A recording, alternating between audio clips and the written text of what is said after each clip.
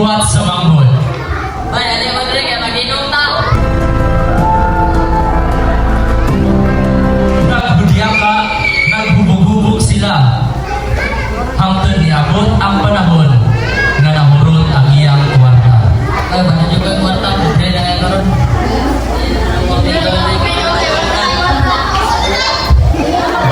Biyahan siya sa iyang mga kaibigo o pagkahuman, nagpait siya, wala na siya kwarta, nangita na lang siya trabaho, ang iyang trabaho nga nakitaan, magbantay sa baboy.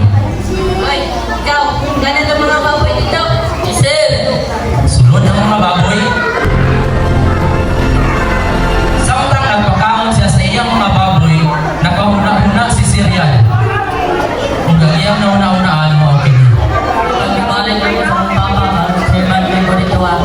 Naguna-una siya nga mabalik sa iyahang papa o ang naitabo samtang padulong pa siya pauli sa ilahang David inani ang nahitabo.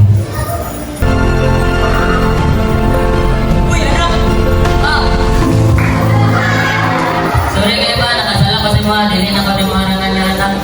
Kira na! Uy, mga servan!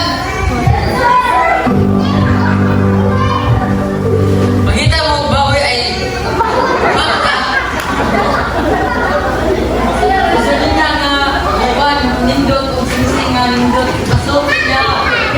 Kita ka, nakakuwi pa. O nag-celebrate ang tanan. Ang moral lesson sa story, ang amahan sa story, sama usap sa Dios, nga bisan kita makasala sa iya